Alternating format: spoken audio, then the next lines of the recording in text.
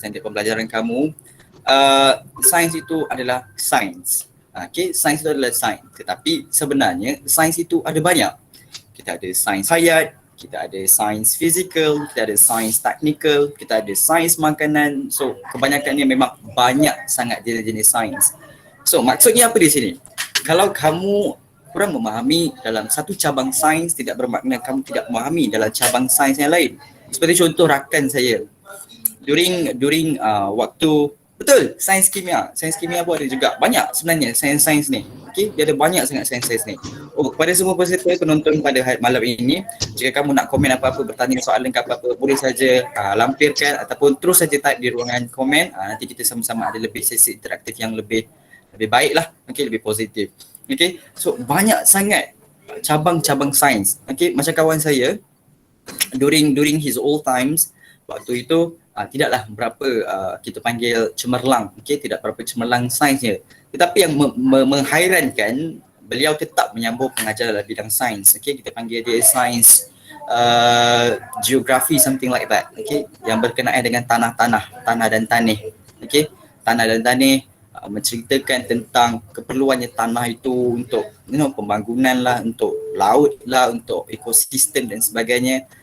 Dan ternyata cabang itu adalah cabang yang sangat-sangat sesuai untuk beliau, and beliau sendiri kata pada saya, dia kata, tapi dah bahasa Inggeris lah because we always converse in English, tapi beliau selalu kata pada saya, oh dulu saya takut benda ni, dulu kami takut dengan benda-benda ni, tapi I can say that we cannot live like this. Okay, kami takkan boleh, saya takkan boleh hidup tanpa this thing lah, this subject. Okay, sebab betapa cinta dan sayangnya beliau terhadap cabang ilmu tersebut dalam bahagian tanah dan tanah dan perkara-perkara sebegitu.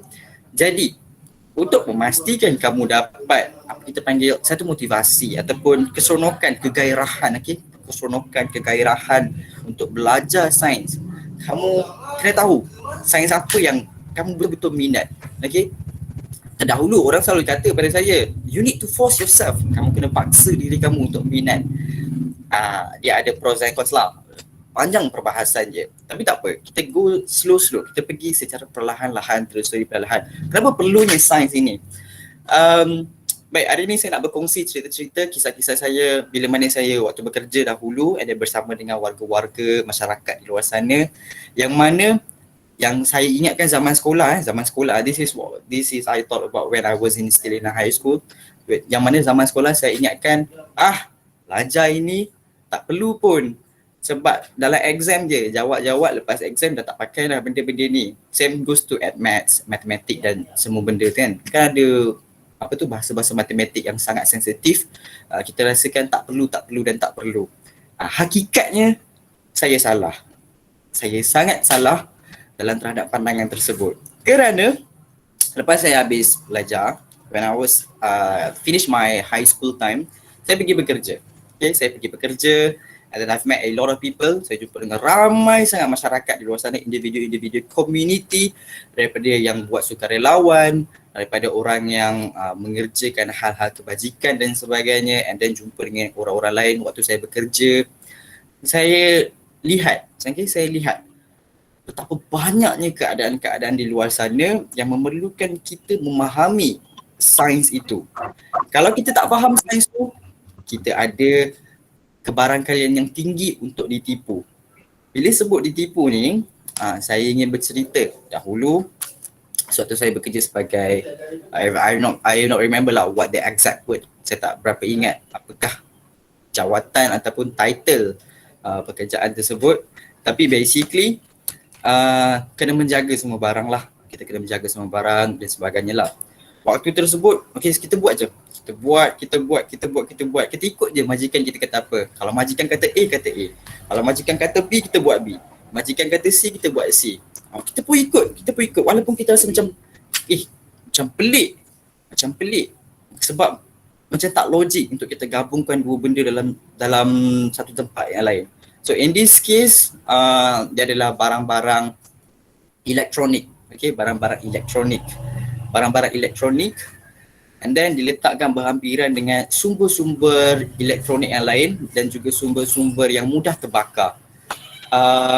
Kalau kamu masuk makmal, kan, kamu masuk makmal, tak kisah makmal kimia, biologi, fizik ke apa, makmal sains, kamu akan perasan ada tanda-tanda seperti mudah terbakar, menghakis, bertoksik. Ada banyaklah simbol-simbol tu Okey, kamu dah didedahkan dengan simbol ni sewaktu kamu masih lagi berada di sekolah rendah dan juga sewaktu kamu menyambung mengajar di tingkatan 1. Okey, awal-awal lagi kamu dah tahu simbol-simbol ini. So saya pelik, kenapa perlu digabungkan bahan-bahan elektronik ini dalam satu tempat yang ada bahan mudah terbakar? Okey, saya pelik. Tapi supervisor tu sekejap je, lepas tu lama tu dia dah berhenti dah. Adalah sebab-sebab dia lah. And then supervisor tu ataupun orang yang in charge saya tu, dia kata, oh, ini adalah budaya kita. Kita perlu terus lakukan perkara ini. Okay, kita perlu terus lakukan budaya ini sebab this is what we've been told. Ini adalah benda yang kami telah diberitahu daripada dulu lagi. Tapi saya masih pelik. Okay, saya masih pelik. Kenapa? Sampai satu tahap tu saya macam bergaduh, berkelahi sedikit lah. We have a very civil discussion, perbincangan yang matang, yang mana saya bercerita, tapi saya rasa macam tak boleh ni encik. Ini kalau barang-barang elektrik ni, in case dapat sumber, ada percikan ni, terbakar tempat ni encik. Terbakar tempat ni, boleh terbakar. Lepas tu dia kata pada saya, oh you sure you memang tahu benda ni dah lama, okey. Kami memang dah buat ni, benda ni dah lama, okey. Dia kata macam tu. Saya pun, tapi cik, nanti kalau jadi apa-apa saya kena tanggung. Saya cakap macam tu dekat mereka. Lepas tu dia kata, sekarang ni kamu nak buat ikut cara kamu atau nak ikut cara saya? Dia kata macam tu lah. Basically, we have like a discussion or argument between ourselves. Kita ada perdebatan lah, percanggahan pendapat di situlah. Nak dipendekkan cerita, satu hari tu berlakulah perkara yang saya cakap, ada percikan-percikan, and then ada dapat sumber-sumber tenaga di situ hingga menyebabkan sedikit berlaku kebakaran kecil. Waktu itu tak marak lagi apinya, setakat kebakaran kecil, dan ini menyebabkan syarikat tersebut mengalami kerugian, tapi taklah kerugian besar, kerugian kecil sahajalah sebab kebakaran yang kecil kan. Dan waktu tu saya rasa macam adalah hati lah, saya cakap adalah hati lah. Aku dah cakap, aku dah bagi tahu, tak nak dengar. Macam tu lah. So, apa maksudnya di sini? Maksudnya di sini, sains yang kamu belajar dulu tu berkenaan dengan this, I think this is more towards physics I guess. Tapi sains yang kamu belajar dahulu tu ada keperluan bila kamu keluar. Sebab kamu kena faham kamu kena faham. Kita selalu assume, kita selalu berpendapat semua orang yang di luar sana itu ada, kita panggil credibility. Okay? Kita ingat semua ada credibility and then kita just ikut sahaja. Tapi itu yang salah. Kita tidak boleh ikut membuta tuli. Kita perlu ikut rasa ragu, kita nyatakan keraguan, tanya kenapa. Sebab itu manusia ini adalah suatu makhluk ataupun satu spesies yang sangat kompleks. Okay? Kalau kamu belajar teori evolusi, tapi kita ni orang Islam kan, kita macam tak percaya sikit. But this is like a science thing lah, evolution theories of evolution. Kalau kamu belajar teori evolusi, kamu akan tahu ada pelbagai spesies di luar sana. Okay? Daripada burung, mamalia, reptilia dan sebagainya, kamu akan belajar benda tu dan kamu akan perasan di antara banyak-banyak haiwan yang sangat berintelektual, berintelijen tinggi, contoh seperti ikan lumba-lumba, seperti gajah, kamu akan perasan manusia ini juga merupakan suatu spesies yang sangat-sangat kompleks dan yang sangat menakjubkan. Kenapa menakjubkan? It is because that kita ada suatu keupayaan untuk bertanya. Minda kita ni seorang yang sangat curiga. Manusia ni seseorang yang sangat curiga. We always curious about a lot of things. Kita nak tahu kenapa jadi macam ni, kita nak tahu kenapa jadi macam tu, kenapa jadi macam ni, kenapa jadi macam tu. Sejak daripada zaman Babylonian, zaman tamadun Indus, Mesopotamia, hinggalah ke zaman kita di abad yang ke-21 ini, kita tetap bertanya, curiga banyak benda. Curiga supaya kita dapat mengembangkan peradaban kita.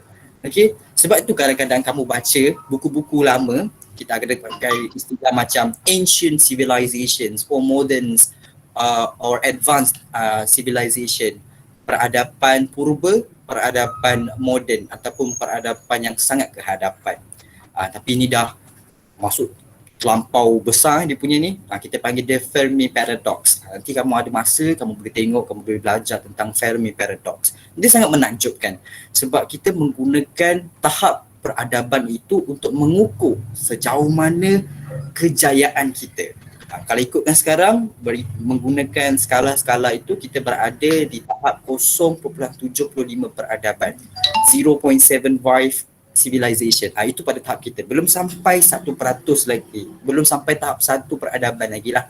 Tapi dia pening sikit. Okay, jangan risau. Jangan takut. Nampak? Saya cakap ni jangan takut. Kita kena stay jangan takut. Because it is science. Okay, science tak apa kalau kamu salah. Sebab sains ini dia sentiasa berubah-ubah. Kajian sentiasa berubah-ubah. Bila kajian berubah, maksudnya kita pun berubah. Kita punya pengetahuan pun berubah. Okay, so macam tadi yang saya berkelahi lah, ada percanggahan pendapat dengan saya punya majikan itu, lepas dia jadi kes yang api marah tu kan, tapi kecil je lah, dia macam tak nak pandang saya lah, macam aku ni dah salah. Dia macam tu, dia macam kelakar tau, dia macam wah aku ni dah salah, okay tak apa, aku senyap je. Lepas tu setiap kali saya lalu sebelah dia, saya macam pandang selek lah, saya macam pandang selek. Dah cakap, dalam hati. Tapi dia tahulah salah dia.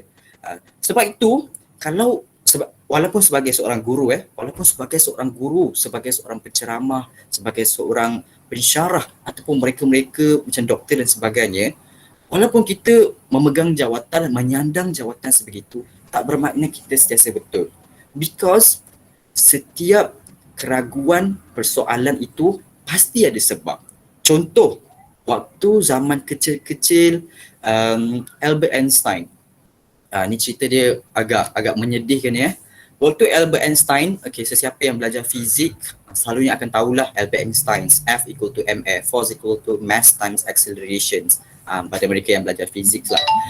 Waktu Albert Einstein kecil-kecil dahulu mak dia dekat rumah, kemudian dia dapat surat daripada cikgu.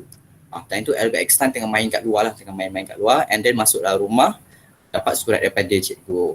Lepas tu mak dia buka, ibu kepada Albert Einstein buka lampiran surat daripada sekolah, and then Einstein pun bertanya kepada ibunya, surat apa tu mak?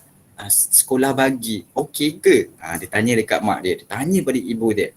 Lepas tu ibu dia cakap, oh okey, surat ni okey, sekolah suka dengan pencapaian kamu. Dia sangat suka dengan tahap akademik kamu di sekolah. Itu. Tapi sebenarnya ibu Albert Einstein telah berbohong. Sebenarnya sekolah hantar surat pada Albert Einstein mengatakan, maaf puan, kami dah tak boleh terima anak puan untuk belajar di sekolah kami sebab tahap intellectuality, tahap intelijen dan tahap akademik anak puan sangat-sangat mengecewakan, sangat lemah. Jadi kami berharap puan boleh terima keputusan ini. Apa maksud di situ? Einstein telah digugurkan status sebagai seorang pelajar. Di sekolah tersebut oleh sekolah itu tersebut. Kita kena ingat ini zaman dahulu yang tidak progresif. Sekarang ada protokol-protokol. Jangan risau. Sekarang sekolah memang ingin memberikan segala kesamarataan akses kepada mereka-mereka, tidak kiralah mereka itu mempunyai masalah ke apa ke, akademik sangat-sangat lemah ke, sekolah akan tetap bantu. Jangan risau. Sekarang kita bercerita tentang zaman dahulu. Zaman tahun-tahun dahulu. Kita pun tak hidup lagi zaman tu. Zaman tu Einstein digugurkan status sebagai seorang pelajar. Kemudian sedihlah ibunya sedih. Einstein tak tahu apa-apa. Dia ingat, oh saya hebat sangat. Saya sekolah suka sampai dah tak perlu datang. Einstein ingat macam tu. Long story short, kita pendekkan, akhirnya Einstein menjadi antara tokoh fizik yang paling terkemuka di seluruh abad.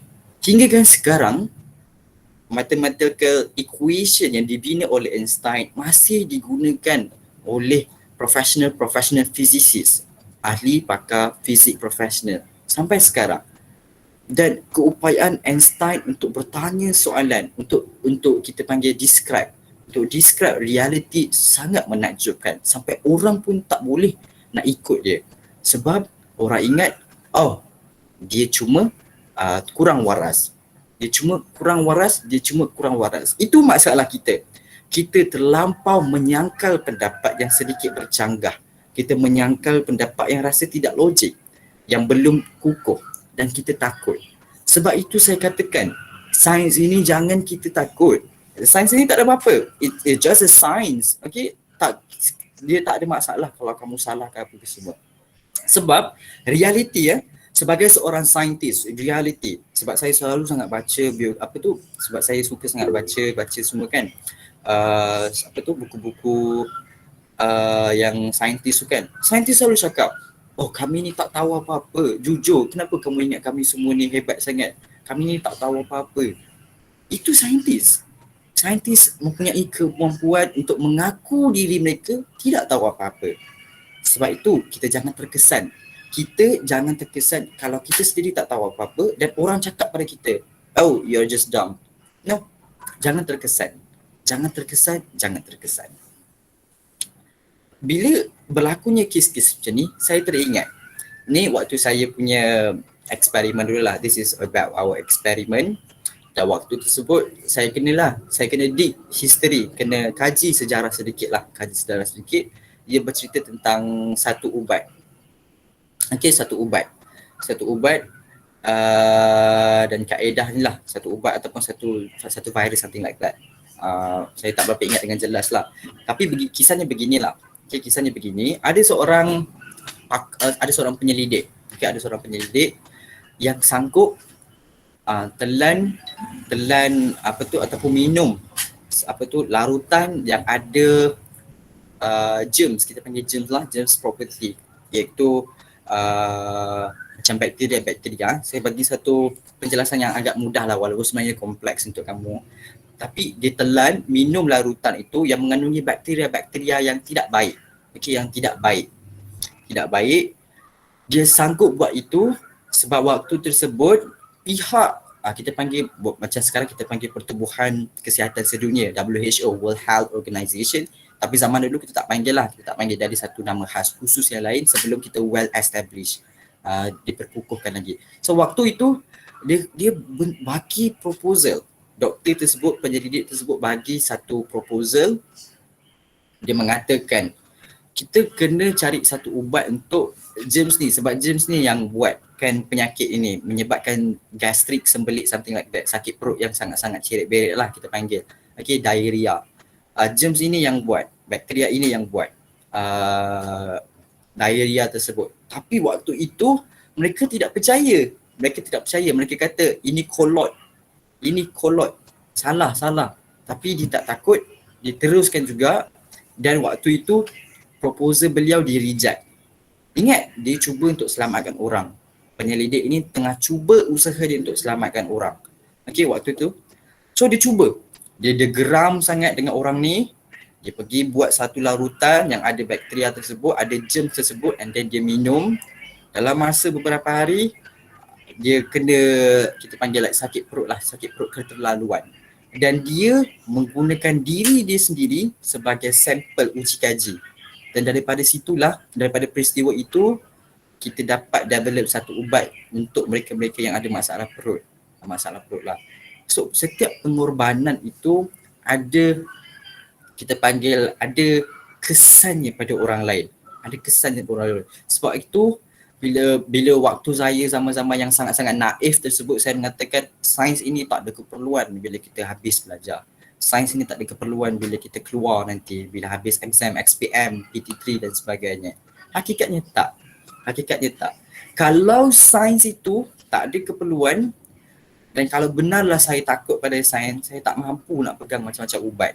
Okey, sebab saya ni menjaga kebajikan.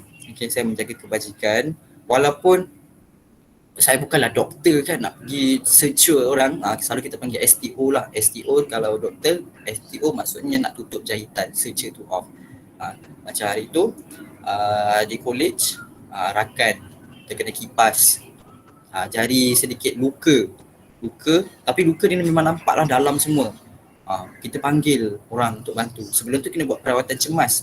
Bayangkan kalau saya tak ada basic, saya tak ada asas, apa jadi? Pendarahan, kehilangan darah, jangkitan kuman. Tapi pada mereka yang tak percaya, susah dan susah. Kalau kita takut dengan sains itu, lagilah susah.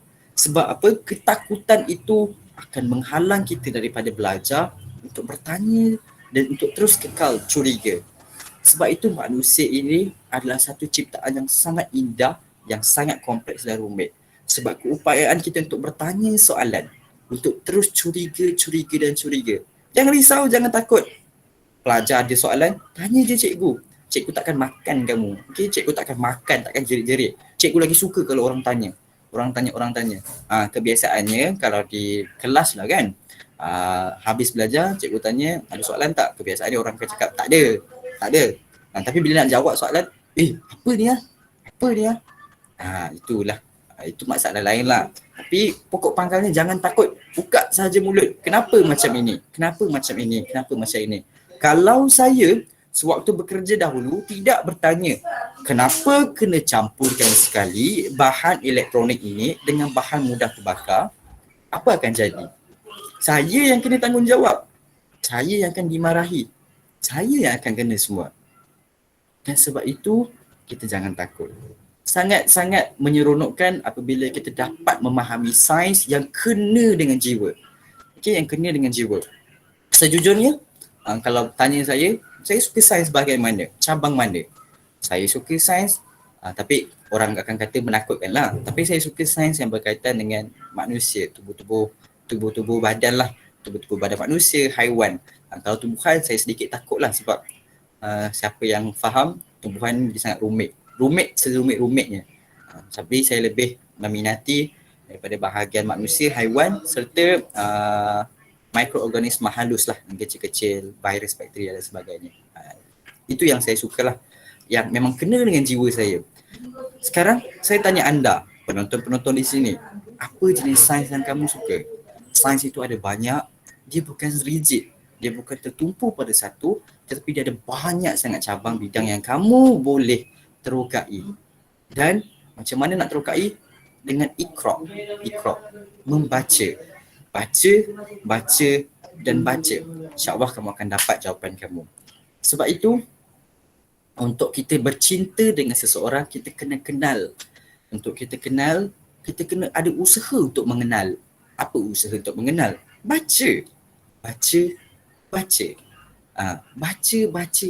Saya selalu cakap kat orang, baca.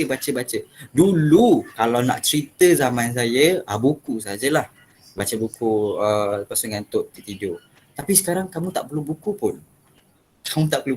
You can just like simply scrolling through your phones. Kamu boleh buka phone, kamu boleh baca macam-macam. Ada satu apps yang saya boleh cadangkan kepada kamu. Nama aplikasi tersebut Researcher. Researcher. If I'm not mistaken, Researcher. Dalam aplikasi tersebut ada banyak sangat cabang sains yang kamu boleh terokai. Setiap hari, setiap minggu, setiap bulan, dalam aplikasi tersebut akan kita terbitkan, ataupun dalam bahasa mudahnya kita akan publish lah. Yang kita akan publish kajian-kajian berkenaan sains apa yang kamu suka. Macam saya subscribe. Macam yang saya cakap tadi lah, perubatan and then berkenaan dengan bakteria dan sebagainya. Dan daripada situ kita beritahu. Kalau kamu tak suka hal-hal perubatan, hal-hal darah yang mengerikan, ada banyak. Kita ada sains IT, teknologi maklumat. Kita ada sains pemakanan. Kita ada sains sukan. Kita ada sains dadah, toksikologi. Kita ada sains racun, bahan-bahan bertoksik. Kita ada sains nuklear. Sains banyaklah, sains nuklear dan sebagainya, sains pemakanan, sains air pun memang ada satu kajian khusus. Kita panggil dia pendidikan air lah. Memang ada satu kajian khusus untuk air saja. Betapa besar banyaknya cabang-cabang sains yang ada. Sebab itu kita kena jangan takut. Kamu mungkin takut bahagian ini. Macam saya sangat takut dengan hal-hal membabitkan tumbuhan. Saya sangat takut lah. Walaupun saya dipaksa belajar, tapi saya sangat takut. Sampai satu tahap, setiap kali saya tidur tu, sebab exam kan, nak buat macam mana. So, setiap kali saya nak tidur tu, saya asyik mimpi pasal tumbuhan. Saya tengok tumbuhan ni, okey saya dah tahu Zingiberaceae. Tengok tumbuhan ni, kita dah tahu Soleraceae. Tengok tumbuhan ni, kita dah tahu dah tumbuhan apa, keluarga apa dan sebagainya. Tak apa, nanti kamu makin lanjut pengajian kamu akan faham lah apa C tu. Kamu akan faham lah. Tapi kita punya ketakutan itu mendorong, ini waktu saya dah belajar, ketakutan itu mendorong saya untuk terus mengaji. Kita panggil mengaji, okey, mengaji hal-hal berkaitan tumbuhan. Memanglah nak malam tu tidur tu asyik mimpi tumbuhan saja. Bila keluar kita tengok, okey, kita dah tahu dah tumbuhan apa, keluarga apa. Sangat menarik. Bila saya cerita, kadang saya cerita lah kat kawan. Nak tahu tak, ini sebenarnya keluarga Zingiberaceae. Zingiberaceae ni saya ceritalah banyak. Lepas tu orang macam, wih gempak dia kau. Macam gempak tau. Dia macam gempak bila orang dengar macam, gempak kau boleh tahu ni. Macam kita dah jadi macam herbologist pula pakar-pakar herba pula saya dah jadi. So dia sangat menarik sangat menarik. Walaupun saya sangat takut waktu tu untuk berkenaan dengan tumbuhan, tapi dia tak apa kita panggil, dia tak menghalang kita daripada untuk terus bercinta dengan sains tersebut. Dalam kes itu untuk exam So untuk exam saya memang kena paksakan diri saya untuk bercinta dengan sains tersebut. Tapi ultimately sampai sekarang saya ingat. Padahal saya buat itu daripada saya tahun 1 lagi. Dah lama. Tapi sampai sekarang saya ingat. Sebab memori sama ada indah, pahit, memori itu terus kekal dalam ingatan. Sebab itu bila kita ada masalah, kita kena terus. Jangan hilangkan sifat unik manusia. Apa sifat unik manusia itu? Perasaan teruja, perasaan ingin bertanya soalan. Banyak sangat perkara-perkara yang kamu boleh cebur. Dengan sifat unik manusia ini yang menjadikan kita suatu peradaban yang sentiasa ke hadapan. Dan ini saya selalu cakap pada orang. Sebab dulu saya ada tutor kan, tutor like this like a small group of people tutoring rakan-rakan lah. Okay, walaupun rakan-rakan kadang kita tutor sama-sama lah sebab kita kena faham tak semua rakan-rakan expert dalam bidang dalam certain bahagian, dan time itu kita memainkan peranan, kita tutor mereka. So ada banyak kat situ. Kita boleh bercinta balik dengan sains itu sendiri. Jadi kalau kamu ada peluang untuk ceburkan diri kamu dalam bidang sains yang kamu minati, go ahead. Kita jangan termakan dengan prejudis orang luar mengatakan STEM ini, pengajian STEM, pengajian sains, teknologi, matematik ini, pengajian STEM ini adalah satu cabang yang sangat menakutkan. If you further these studies, you will end up fail. Kalau kamu terus belajar ini, kamu akan gagal. Saya tak tahulah mazhab mana mereka pakai, saya tak tahu sampai sekarang. Tapi sampai sekarang saya tak gagal lagi. Rakan-rakan saya pun tak ada yang gagal lagi. So, kegagalan itu mungkin telah didoktrinasikan kepada orang ramai bahawa STEM ini adalah suatu pengajian yang sangat-sangat menyebabkan kita pening kepala. Tak. Okay, tak. Sebagaimana pentingnya kita belajar benda lain, sebagaimana itu jugalah penting kita belajar sains. Sama saja. Okay, dia sama saja. Setiap pengajian bidang-bidang itu ada kesukaran-kesukaran yang tertentu. Tetapi yang menjadi kesalahan adalah meletakkan kesemua kesukaran-kesukaran itu terhadap bidang pengajian STEM. Itu bagi saya adalah suatu tindakan yang tidak bertanggungjawab kerana kita telah membentuk satu prejudis, satu stigma yang tidak sihat kepada bidang pengajian STEM. Jadi sebab itu saya ingin mengajak penonton-penonton, pendengar-pendengar di luar sana untuk terus. Jika kamu berkemampuan untuk meneruskan pengajian dalam bidang STEM, teruskan. Kalau orang kata, jangan ngah. Kalau belajar sains ni kau fail tu, susah tu. Jangan. Itu lain. Okey? Kamu boleh terus usaha. STEM ini bukan dicipta khusus untuk menyebabkan kegagalan ya. Saya tak pernah lagi jumpa mana-mana buku yang mengatakan pengajian STEM ini dicipta khusus untuk menyebabkan pelajar gagal. Pengajian STEM ini dicipta khusus untuk menyebabkan pengajian anak-anak ini menjadi sukar. Tidak, okey? Bukan. Kita tak cipta STEM untuk hal-hal begitu ya. Kita tak cipta STEM, tapi STEM itu sangat diperlukan. Kita sangat memerlukan warga-warga individu yang sangat pakar dalam bidang sains, teknologi dan matematik. Okey? Saya ceritalah, mungkin sains ni macam sains senang sebab saya ni orang sains. Orang mungkin akan cakap, mungkin saya cerita waktu saya matematik dahulu. When I was in matric, it was like module 3, biologists, kimia, chemist, and then we have science computer, and then we have mathematics. Walaupun saya sebut matematik, hakikatnya dia adalah matematik tambahan lah. Mungkin pelajar-pelajar yang sedikit yang belum masuk dalam apa kita panggil aliran sains mungkin takkan faham lah matematik tambahan macam mana. Tapi orang selalu cakap matematik tambahan ini sangat menakutkan. Hakikatnya, saya tak tahu kenapa, tapi bila masuk matrik, where we did the equations, the mathematical equation, the calculations for mathematics, dia sangat menakutkan, tapi kita still boleh. Otak kita baru dapat digest. And yes, I get an A lah. I get an A, sorry for that. So it's a good thing lah. Bila saya dengar saya matematik, habislah. Aku dapat matematik ni. Habislah. Pointer aku. Macam tu lah, dah latih. Tapi ultimately, matematik yang menyelamatkan saya. Sebab itu kita terus bercinta. Bagaimana saya bercinta dengan pokok untuk memahami anatomi hasil-hasil khusus pokok. Macam itulah juga saya bercinta dengan matematik dahulu supaya saya dapat faham. Untuk bercinta, macam saya cakap tadi, kita perlu mengenal.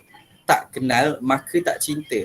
Jadi kalau nak kenal, kalau tak ada usaha, macam mana kamu nak bercinta? Kamu kena ada usaha untuk mengenal. Usaha untuk mengenal itu perlu hadir. Sebab itu saya kata Iqra, membaca. Supaya kamu boleh dapat. Supaya kamu boleh dapat benda-benda ini. Orang akan selalu cakap, masyarakat akan selalu cakap, sains ini dah tak perlu lagi. Kita zaman dahulu lah. There's nothing in science anymore. Kita dah complete semua benda. Ini adalah satu masalah yang kita panggil arrogant. Arrogant. Saya tak tahu istilah bahasa Melayu macam mana, tapi arrogant lah. Dia macam angkuh. Yang mana waktu dahulu penyelidik, pakar mengatakan, ni zaman-zaman dahulu bukan zaman sekarang. Kita kena ingat zaman dahulu yang tak ada internet, phone pun pakai burung-burung semua. Kita kena ingat zaman-zaman dahulu macam mana. Tak boleh nak order Grab semua.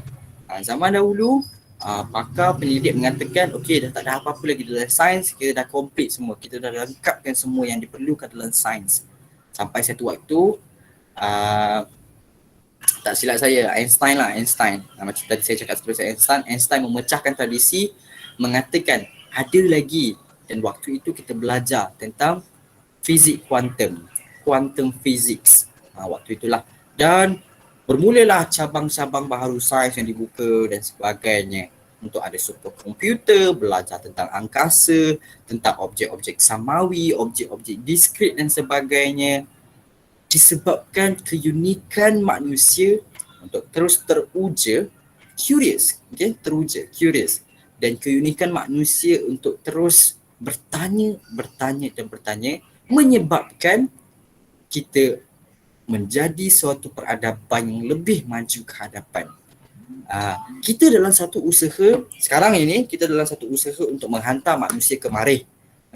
Adalah beberapa bayaran yang dikenakan. Tapi kalau kamu bukan billionaire, kamu memang tak mampu. Saya pun tak mampu nak pergi Marikh. Tapi mereka memang mencadangkan untuk menghantar manusia ke Marikh untuk membentuk suatu peradaban yang baru. Ini merupakan suatu kolonisasi. We call it as a colonization. Kenapa perlunya benda ini? Ada kisah-kisah dia. Kalau kamu teruja nak tahu, kamu boleh baca. Banyak sebab-sebabnya. Betapa perlunya keperluan kolonisasi. Kalau kita perasan, sains ini dia seiring dengan sejarah. Macam sekarang, waktu dahulu kita dikolonisasi oleh warga-warga penjajah yang lain, tapi pokok pangkalnya tujuan kolonisasi ini untuk secure sumber. Dan antara sebab kita menghantar manusia ke Marikh adalah untuk kolonisasi, colonization, untuk membentuk satu koloni yang baru supaya kita boleh mendapatkan sumber-sumber di sana. Mendapatkan sumber-sumber di sana. Kenapa? Adalah sebabnya. Nanti kamu akan belajar tentang, kamu akan perasan bila kamu dah sangat-sangat teruja, sangat-sangat curious, kamu akan buka macam-macam. Ada Typhosphere, ada Dyson Star, Dyson Sphere dan sebagainya. Kamu akan nampak menarik betul sains ni. Sangat menarik. Okay, sangat menarik. When I was there, bila saya lihat tu, saya macam tengoklah banyak benda kat sini. Protoplanet tu apa, cikgu? Saya tak pasti. Okay, saya tak pasti. Tapi kalau kamu teruja, kamu boleh tanya, kamu boleh cari. Ini dia. Kalau kamu teruja, kamu boleh terus cari. What is probe planet? Apakah itu protoplanet? Teruja. Bila kamu buka tu, kamu akan perasan. Kamu akan dapat berjumpa dengan banyak lagi benda-benda baru. Bukan setakat protoplanet, banyak lagi benda. Contoh macam inilah, macam waktu saya buat kajian tentang germs, makhluk-makhluk kecil lah, mikroorganisma macam tu. Cerita dia senang je, nak tengok pasal penicillin saja. Penicillin, kisah kisah penemuan penicillin. Penicillin adalah suatu ubat, suatu dadah yang diberikan kepada mereka yang sakit lah basically. Tapi sebenarnya penicillin ni merupakan suatu fungi, merupakan suatu kulat yang berbahaya. Kulat yang berbahaya. Tapi adalah kisah-kisah dia kenapa penicillin dapat dijadikan sebagai suatu ubat. Long story short, jumpa penicillin, tiba-tiba pula adalah artikel lain. Okay, kita baca. Jumpa artikel lain, kita baca. Sampai satu tahap tu jumpa pasal HIV, kita baca. Kita dapat tahu, oh macam ni. And then pasal ni, pasal tu. Banyak benda. It's a never ending process. Dia takkan berhenti. Keterujaan itu membuatkan saya stay daripada pukul 11 malam tu. Kita nak buat kerja kan. Kita nak tengok ni je. Tapi sedar-sedar dah pukul 1. Macam tengok movie pula. Betapa gairahnya. Macam tengok movie pula saya rasa. Weh, dah pukul 1. Dah latih. Weh, dah pukul 1 tu. Betapa seronok yang dapat belajar, dapat tahu macam-macam benda. Esoknya saya cerita kat kawan saya. Weh Mat, kau tahu tak Mat? Ni. Nampak macam, ush, nampak tu kau tahu semua benda ni. Padahal malam tu baru dapat tahu. So itu seronok. Sangat seronok belajar sains ni bila kita dapat bercerita dengan orang, kita dapat memahami, kita dapat aplikasikan. Sebab itu saya kata, untuk tahu, untuk bercinta dengan sains ini supaya kamu tak takut adalah dengan Iqra. Iqra adalah suatu usaha. Membaca adalah satu usaha untuk kamu bercinta, untuk kamu berkenalan dengan sains. Bila kamu dah kenal, kamu dah suka, kamu memang akan seronok bila dapat bersama dengan sains. Okay? Sains ada macam-macam. Jangan rigid. Okay? Jangan rigid saja. Sains ada macam-macam. Sains warna, sains pelangi, sains banyak. Jangan rigid. Terus congkil bakat kamu. Kamu puaskan keterujaan, kegairahan kamu untuk belajar suatu benda itu.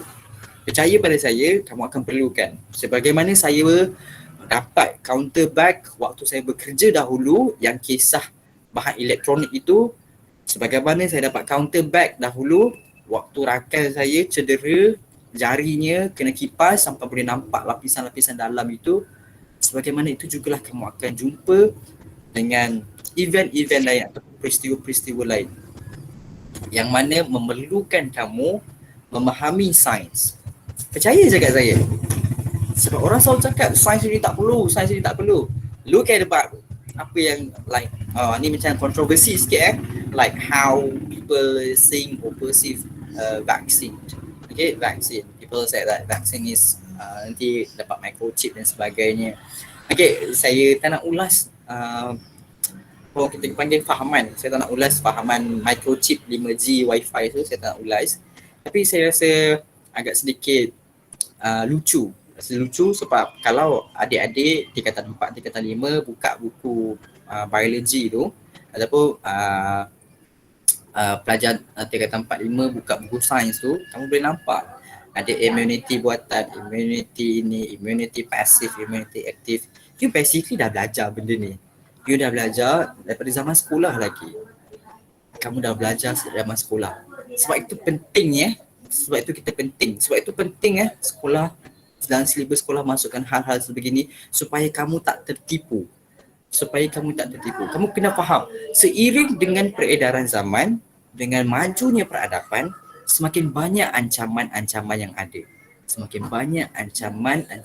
ada. Contoh penipuan, contoh anti-vaccines, and then Ponzi scheme. Ada banyak ancaman security. Kamu punya Maybank tu, orang sains yang buat. Dia punya sistem keselamatan dan sebagainya. Sebab itu saya katakan, kita perlu ada suatu masyarakat yang sangat cinta dengan sains, yang sangat cinta, supaya kita boleh menghapuskan, menyingkirkan ancaman-ancaman keselamatan selaras dengan usaha kita untuk memajukan peradaban. Okay, sekarang kita adalah 0.75 civilization, 0.75 peradaban. Untuk mencapai tahap 1, ada banyak lagi perkara kita perlu buat. Dan kamu adalah pelopor-pelopor terhadap usaha kita untuk menjadi suatu peradaban yang sangat maju ke hadapan. Okay? Itu penting. Sebab tu dalam silibus sekolah, kalau kita ikutkan falsafah pendidikan kebangsaan, kita guna taxonomy Bloom. Ni kamu tak belajar lah basically. Ni siapa-siapa yang tahu berkenaan FPM lah, FPK, falsafah pendidikan kebangsaan. Basically kita gunakan kaedah tu. Lain negara lain cara. Contoh macam Korea tak sama macam kita. Okay? Korea tak sama macam kita. Macam kita guna taxonomy Bloom. Waktu tu yang baiknya tentang sistem pendidikan di Malaysia ini, ianya sangat-sangat kita panggil encourage. Okay? We encourage students to think. Kita sangat-sangat mengalu-alukan pelajar untuk berfikir secara kreatif dan bukan sedekat hafalan semata-mata. Kalau Korea, hafal. Okay? Kamu buka Blimey, kamu tengok YouTube, kamu buka Blimey, kamu tengok bezanya Korea punya standard exam and then Malaysian punya standard exam. Kamu boleh tengok. Kalau kita tengok sana, dia mengatakan supaya standard kita ni bukan setakat menghafal. Kenapa pentingnya? Saya cerita satu kisah antara saya dengan ibu saya lah. Basically, ada satu jenama produk ini berkenaan dengan pergigian, menggunakan ubat gigi lah, ubat gigi arang tu, dia pakai ubat gigi, dia pakai arang, charcoal. Okay, charcoal, she using charcoal and then dia promote, dia letak marker and then dia letak marker dekat jubin putih. Letak marker kat jubin putih, dua bahagian. Satu guna ubat gigi biasa, satu guna ubat gigi charcoal yang dia jual. And then dia katalah, okay tengok ni penonton-penonton sekalian, kita guna ubat gigi biasa, apa jadi? Dia gosok. Tengok tak jadi apa-apa. Lepas tu dia pun kata, ubat gigi kita tak efektif untuk menghapuskan kotoran. Lepas tu saya pelik. Time tu saya dah pelik. Ada ke orang conteng gigi pakai marker? Lepas tu saya pelik. Untuk apa? Macam tu. And then dia guna pula charcoal tu, ubat gigi yang guna arang tu, dia gosok. Lepas tu hilang kekotoran marker kekal itu, dakwah kekal itu. Lepas tu dia kata, nampak sangat efektif untuk menghilangkan kekotoran pada gigi. Lepas tu dia guna, dan dia kata beli produk ini sangat baik. So, waktu itu saya dah tahulah benda ni adalah satu mazhab pemikiran yang sangat salah. Ia merupakan suatu penipuan lah. It's just like a claim, false accusations, false proclamations lah basically. Tapi dia salah lah basically. Cara dia claim tersebut. Okay, dia ada scientific evidence lah. Okay, scientific evidence. Tapi saya tak nak bercerita terlampau mekanik. Alright, if you prefer to be a dentist, you boleh belajar benda ni. Okay, you boleh je contact saya boleh bagi nombor. Okay, tapi kalau kamu sangat berminat dengan hal-hal pergigian dan sebagainya, boleh contact saya lah. Alright, so this women jual, and then long story short, my mom fell into her trap, and then my mom beli. Ingin diingatkan, ibu saya ada masalah pergigian. She has a dental problem. Ibu saya ada masalah pergigian, dental problems. So my mom beli, and then I was quite shocked. Saya sangat terkejut. Kenapa mama beli ni? Mama tahu tak ni. Saya cakap lah, mama tahu tak boleh menghakis, lapor menghakis. Mama gigi dah lah macam ni, mama tak boleh pakai ni semua. Lepas tu mama kata lah, tapi mama tak tahu Itu dia. Itu dia anak-anak, itu dia penonton-penonton, peserta-peserta sekalian, pendengar, tak tahu. Apa yang kita perlu buat bila kita tak tahu? Kita bertanya. Kita bertanya. Sebab itu manusia ini sangat unik. Kita ada kemampuan untuk bertanya bila kita tak tahu. Persoalan dia, adakah kita gunakan kemampuan tersebut? Adakah kita gunakan kemampuan tersebut? Long story short, tak ramai gunalah. Okay, sebab tak boleh tanya, malu nanti orang kecam. Tak boleh tanya, malu nanti orang ejek. Jangan. Okay, jangan. Itu adalah suatu doktrinasi daripada orang-orang luar. Okay, bila kamu jumpa ramai orang, percayalah, tak ada siapa pun akan kutuk kamu kalau kamu bertanya soalan. Okay, tak ada siapa pun akan ni. So, sebab tu saya kata membaca supaya kamu dapat faham dan boleh relate benda itu dengan kehidupan kamu. Okay, supaya kamu dapat cinta, supaya kamu dapat tahu betapa seronoknya kamu dapat faham. Saya waktu saya dapat tahu ibu saya beli tu, saya kata kat mama saya lah, saya cakap kat ibu saya, mama tak boleh mah, cakul ni, arang ni bila kena kat gigi, dia hangkis, dia potong mama punya enamel, merapuhkan mama punya enamel, and then mama punya gum, gusi nanti akan jadi ini, and then nanti boleh dapat periodontal disease. Saya ceritalah macam-macam kat ibu saya. Saya cerita macam-macam. Lah, habis macam ni, nak buat apa ni? Long story short, kita orang buang. Sebab benda tu sangat-sangat abrasif, sangat menghakis. Kamu kena faham, ini sebenarnya dah cerita dental sikit, tapi untuk mereka yang tak tahu, tak perlu pun kamu pakai ubat gigi sampai cakul arang tu.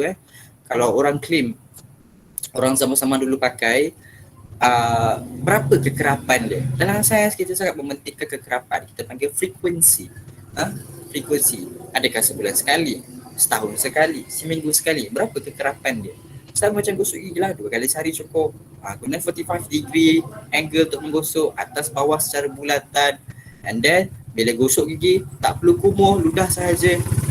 Ini ramai yang tak tahu. Gosok gigi tak perlu kumuh, ludah sahaja. Siapa yang tak tahu tu, saya tak nak berikan jawapan kat sini. Kamu boleh Google, kamu boleh tengok kenapa tak perlu ludah. Okay, kamu boleh Google supaya siapa yang rasa gairah nak tahu tu, yang curious, kamu boleh pergi ke internet, Mr. Google, Pakcik Google, kamu boleh tengok kenapa kita tak perlu kumur lepas kita menggosok gigi. Ada sebab dia. Ada sebab-sebab dia lah. Nanti kamu boleh check, alright? So, banyaklah orang tak tahu, dan itu yang menyebabkan dia sangat menarik menjadi manusia. Kita diberi anugerah oleh Tuhan, anugerah yang sangat besar, untuk tahu benda-benda ini. Bersugi okey ke tak? Bersugi baik. Okay? Bersugi sangat baik. Sangat-sangat baik. Bersugi atau bersiwak sangat baik. Siapa yang nak tahu kenapa, seperti biasa, ada soalan, tanya. Tak dapat jawapan, kamu boleh rujuk mana-mana sumber. Sebab itu tadi saya cadangkan satu aplikasi, nama dia Researcher. Dalam itu ada banyak, kita panggil artikel, alright, academic writing, okay, penulisan akademik, banyak sangat terbitan jurnal dan sebagainya untuk kamu rujuk. Kalau kamu tak suka benda-benda macam yang saya suka, pasal-pasal darah semua ni, pasal-pasal pembedahan semua ni, tak apa, it's okay, it's fine. Ada banyak lagi bahagian yang kamu boleh tengok. Alright? Sama juga dental ni. Kalau kamu tak suka, kalau kamu berminat, kamu boleh tengok hal-hal dental. Hal-hal dental dan sebagainya.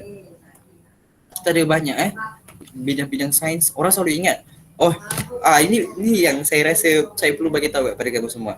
Orang selalu ingat, bila saya belajar sains, when I further my studies in science, in biologist background, in fields, people always understood or thought me as a doctor. They always call me as a doctor lah, kebanyakannya.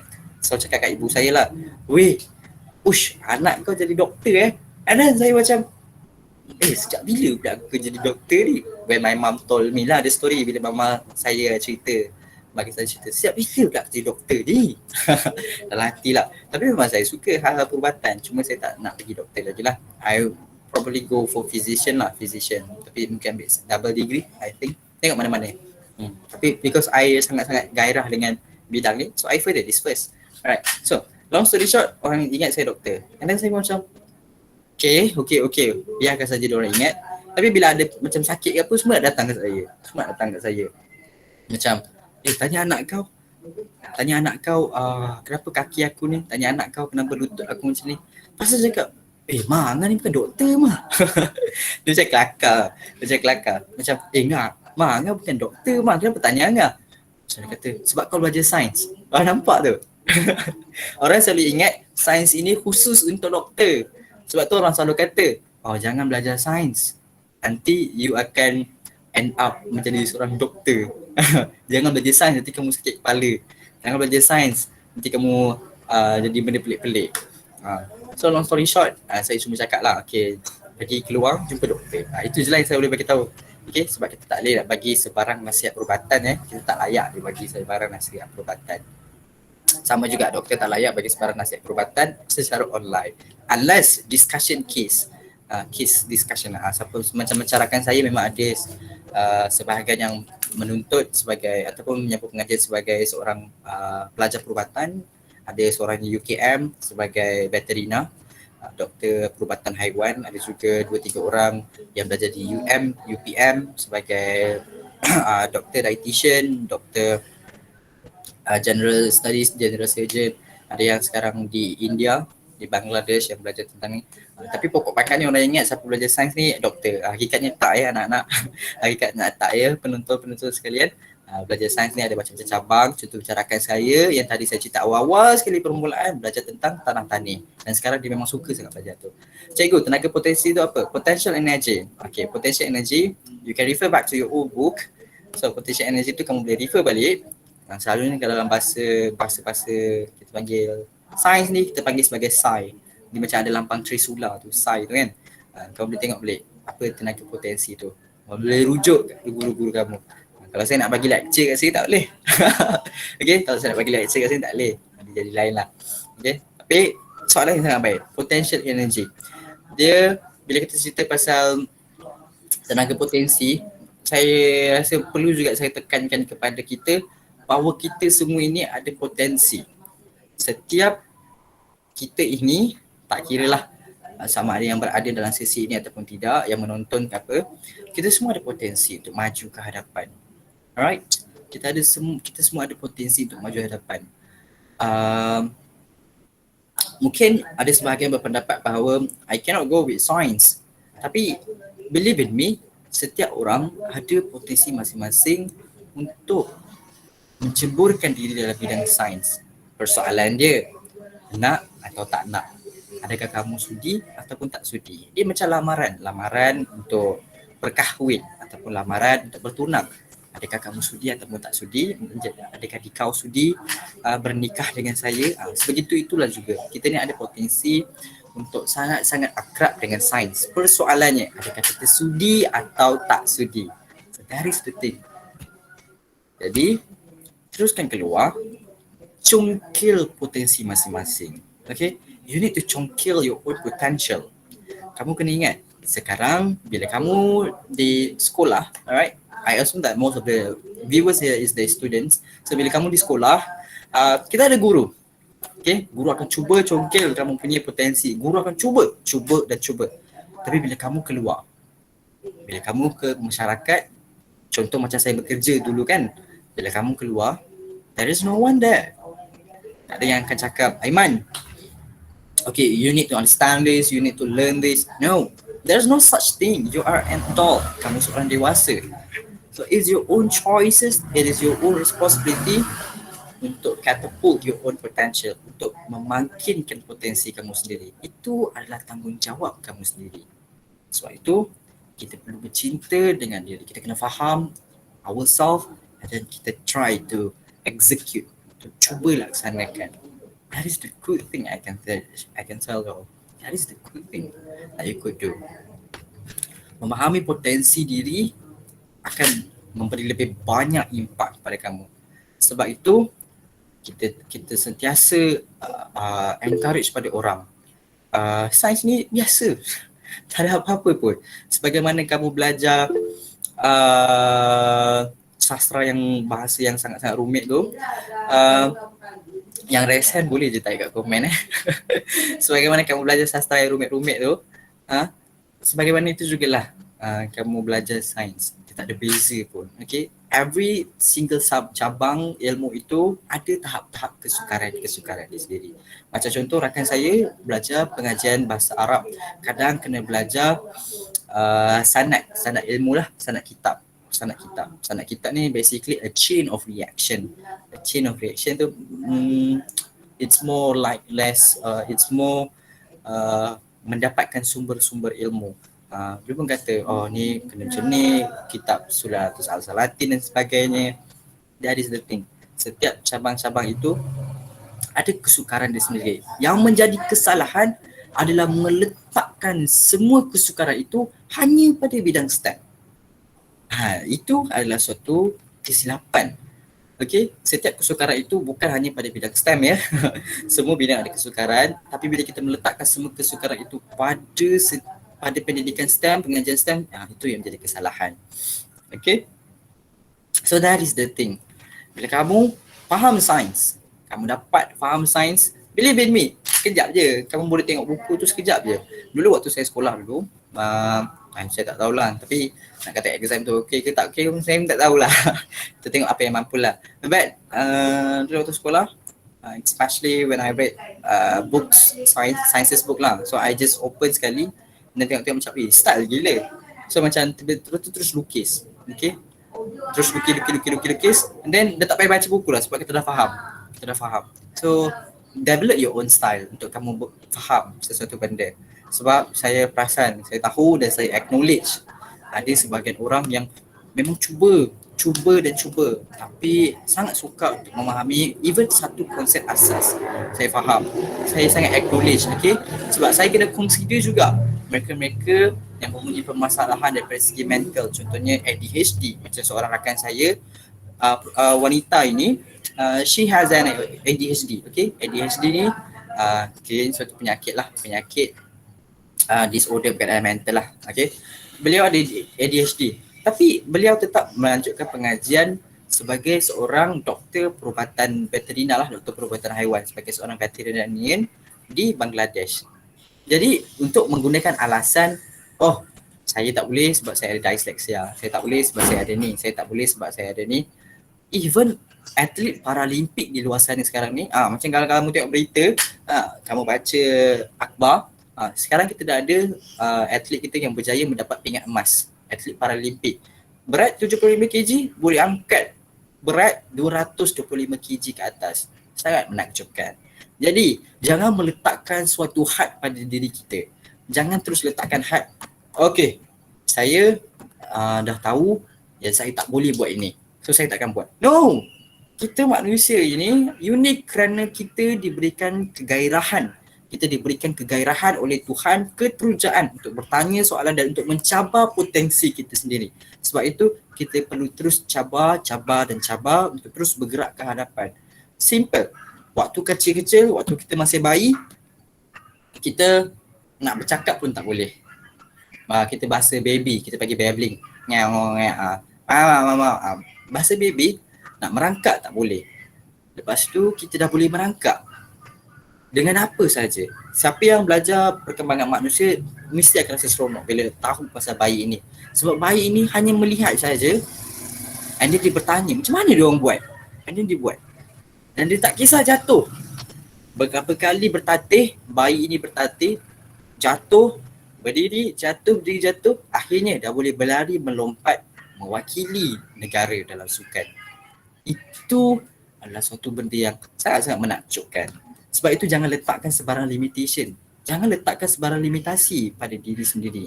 Macam kita lihat atlet pingpong paralimpik baru-baru ini, tak ada tangan. So orang tanya, macam mana nak main? Dia pakai mulut. Pakai mulut boleh buat smash lagi tau main pingpong. Saya yang ada 2 tangan ni pun tak boleh nak buat. Bukan tak boleh, tak mahir. Okay. Kita lihat pada kemahiran. Okay. Saya pun tak mahir. So itu jangan letakkan sebarang, kita panggil terhad, jangan letakkan sebarang benteng, limitation pada diri. Sebab kalau kita letakkan limitation pada diri kita, kita dah berlaku zalim, kita dah mengatakan kita tak mampu. Tak boleh. Dahulu orang kata manusia tak boleh terbang, manusia tak boleh terbang, manusia tak boleh menyelam. Hakikatnya sekarang dah ada kapal terbang, dah ada roket. Hakikatnya sekarang dah ada kapal selam, dah ada kapal meri. Sebab itu jangan letakkan limitation pada diri. Setiap yang berada di sini ada potensi untuk mengubah dunia.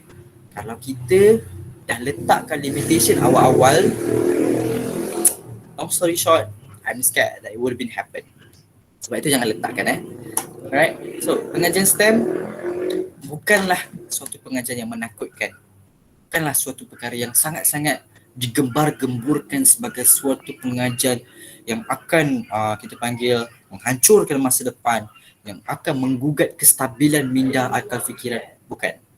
Alright. Setiap bidang pengajian itu ada kesukaran sendiri. Tetapi dengan meletakkan semua kesukaran itu pada pengajian STEM adalah suatu tindakan yang tidak bertanggungjawab. Jadi secara konklusinya, pendidikan STEM itu sama seperti pengajian lain, ada kesukaran masing-masing. Untuk mengatasi, kita perlu bercinta dengan pengajian sains itu atau pengajian STEM itu sendiri. Bercinta, macam mana nak bercinta? Perlu kenal Iqra, membaca. Perlu kenal Iqra, membaca. Kita membaca, kita faham dan kita dapat aplikasikan dalam kehidupan kita. Saya bagi contoh sikit tadi. Waktu bekerja, waktu ibu saya beli ni, makan saya kena kipas dan sebagainya. Sedikit saja contoh. Tapi percayalah, long story short, semakin kamu membesar, semakin banyak kamu akan encounter benda-benda ini yang membabitkan ilmu-ilmu dan aplikasi dalam sains. Sebab jangan jadi seperti saya, zaman saya naif, mengatakan pengajian ini hanya sekadar di atas kertas kelulusan sahaja. Jangan jadi seperti saya yang begitu angkuh mengatakan bahawa pengajian ini tak ada makna, hanya untuk peperiksaan semata-mata. You need to be better than me. Believe in me. You need to be better than me. Alright, and I have a huge expectation, a very high expectation for you to explore your own potential. Untuk kamu cungkil potensi kamu sendiri. Saya mengharapkan kamu lebih baik daripada saya. Mengharapkan kamu lebih baik daripada warga-warga terdahulu. Sebab kamu adalah generasi anak watan yang baru, yang mempunyai potensi yang besar. Kamu hidup dalam zaman milenial yang penuh dengan kemajuan teknologi untuk mendapatkan maklumat sumber dan sebagainya. Persoalannya, adakah kamu sudi atau tidak sudi? It is up to your own choices whether you want to believe in or not. But believe in me, kalau kamu sudi, ada kebaikan, ada manisnya di hujung. Kalau kamu tak sudi, seperti biasa, ada manis, ada pahit. Tak ada masalah. Tapi kita perlu ingat ancaman-ancaman keselamatan yang saya cerita terdahulu. Ancaman keselamatan like mazhab, vaksin, Ponzi scheme, ancaman cyber dan sebagainya. Jadi, kamu pilih. Do you want to do this for yourself and for the nations and for the people, all of you? Jika kamu ingin lakukan perubahan ini demi kamu, negara kamu, masyarakat kamu, ataupun kamu mahu melakukan perubahan hanya untuk diri kamu sendiri. Hanya bezanya sudi dan tak sudi sahaja. Itu perbezaannya. Kecil tetapi berimpak besar. Kecil tetapi berimpak besar. Kecil tetapi berimpak besar. 3 kali saya ulang. Saya suka ulang 3 kali kalau benda itu penting. Alright. So kecil tetapi berimpak besar. It's your own choices to decide what you want to be. Kami di sini hanya sebagai seorang yang membantu membimbing kamu mengikut kemampuan kami. Kami lakukan yang terbaik untuk kamu, and then it's up to your own choices whether you want to do it or not. Jadi sebagai akhir kata, saya doakan anak-anak semua, penonton, pendengar, penonton sekalian, dan jangan takut pada sains, kerana sains itu dicipta untuk memuaskan kegairahan kamu terhadap ilmu pengetahuan. Sains itu dicipta untuk memastikan kamu dapat keseronokan sepanjang hayat. Baik, terima kasih. Saya kembali kepada Cikgu Taufik. Terima kasih. Okay, Alhamdulillah. Terima kasih kepada Cikgu Aiman. Ada soalan tak dari dalam kalangan peserta di sini? Okey. Kita mengucapkan ribuan terima kasih atas kesudian para pelajar daripada pelbagai sekolah di peringkat sama ada dalam Selangor ataupun negeri Selangor. Kalau tengok dalam ni yang mendaftar hari ini untuk sijil, kita ucapkan selamat datang kepada Sekolah Menengah Sains Raja Tun Azlan Shah Perak ni. Sekolah Menengah Kebangsaan Seri Sepang, Taman Bukit Indah, MRSM Kuala Berang pun ada. Sekolah Menengah Agama Arab Yayasan Khairiyah, Sekolah Menengah Agama Teluk Kemang, Sekolah Agama Melo Paguh, Konvent Alustar, Keningau, Seksyen 7 Shah Alam, Konvent Alustar, Sekolah Menengah Teluk Kemang daripada Paguh, Johor, Bandar Putra pun ada, Madrasah Moden Terengganu pun ada, Sekolah Khairiyah Al-Islamiyah, Kulim, Irsyadiah Kedah, daripada Kelang, Air Hitam, Datuk Kailan Cempaka, King George, Kulim, Penanti, banyak Ampuan Durah, Sekolah Teluk Panglima Garang pun ada, Kampung Jawa pun ada, Seri Kundang, pelbagai sekolah. Kita ucapkan tahniah, minta maaf lah kalau tak sebut nama sekolah sebagainya.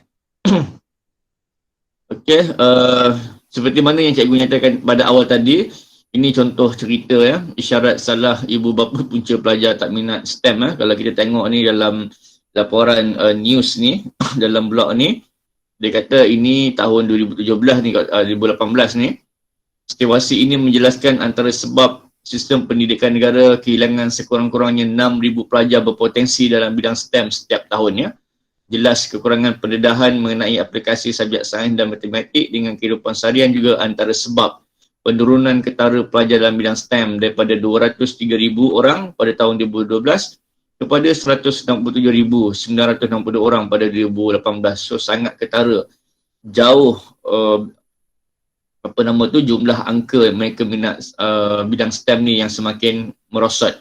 Dan Menteri masa itu, Dr. Yang Berhormat Mazil Malik berkata, walaupun peranan STEM berkait rapat dengan pekerjaan baru muncul dan industri digital yang berkembang pesat, namun penawaran dalam bidang STEM agak membimbangkan.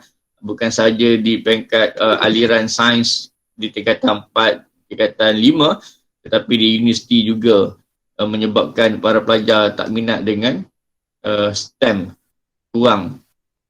Okey, ini antaranya salah tanggapan antara punca pelajar kurang minat bidang STEM. Ini kajian daripada UPSI. Antaranya adalah sukar dapat kerjaan apabila tamat pengajian, sukar untuk dipelajari selain kurang mendapat pendedahan terhadap pendekatan aktiviti hands-on. Justru pihak sekolah perlu mewujudkan pelbagai inisiatif seperti mengadakan program dan seminar untuk menarik minat pelajar dalam bidang STEM. Inilah yang kita buat ni, yang cikgu buat ni untuk kamu semua, dengan harapan untuk you minat dalam bidang STEM. Apa lagi? Kaji dan sidik bidang kurang minat STEM. Okey, guru digesa untuk melakukan penyelidikan kajian sebab apa. Ini antara yang kita buat. Okey, Menteri Muda Pendidikan dan Datuk Anwar rapat ini berkata, menerusi data yang direkodkan Akademi Sains Malaysia tahun lalu menunjukkan 500,000 pelajar mendaftar ke tingkatan 4 seluruh negara, hanya 90,000 saja yang mengambil aliran sains. Malah katanya 12% daripada 90,000 pelajar aliran sains mengambil bidang lain selain STEM peringkat universiti. Oleh itu beliau beranggapan jumlah itu menjadi penghalang matlamat negara menjadi sebuah negara maju seperti Jerman, Jepun, United Kingdom dan Amerika Syarikat pada masa depan. Yang ini saya nyatakan tadi. Semua cikgu Jerman ni ada antara yang banyak mengeluarkan teknologi. Kita banyak import teknologi daripada Jerman, Jepun, UK, Amerika Syarikat. Yang ni antara negara-negara besar yang kalau kita nak ambil engine ke mesin, semuanya daripada negara-negara yang dinyatakan ini. Jadi lambat kan? Sebab itulah program ni kita jalankan supaya dengan harapan you all semua akan berubah cara berfikirlah untuk minat dalam bidang sains insya-Allah.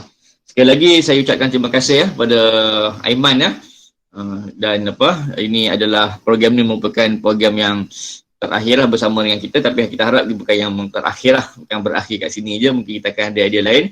So kepada para pelajar yang luar sekolah UIJ 23 ataupun dalam UIJ 23 yang nak tonton semula apakah aktiviti yang kita telah buat bersama Aiman, bolehlah tengok dekat YouTube cikgu lah.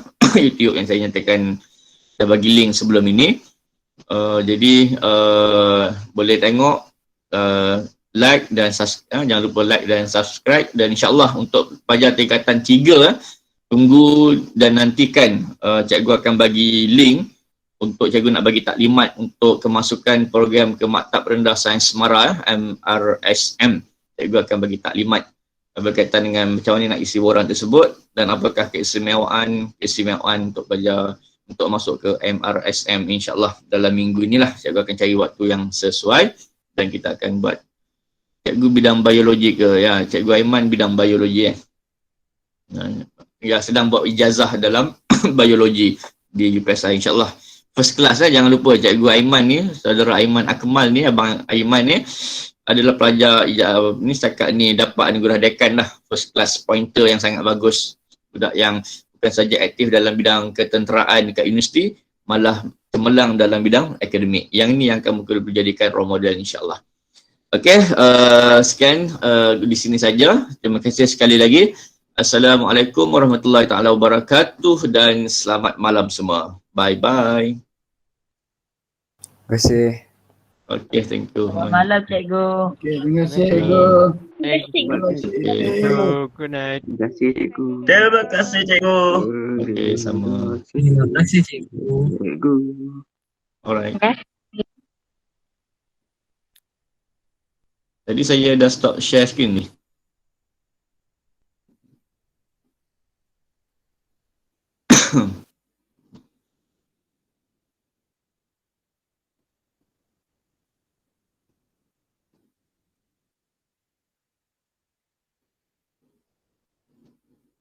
Bagaimana? Banyak sekolah ni.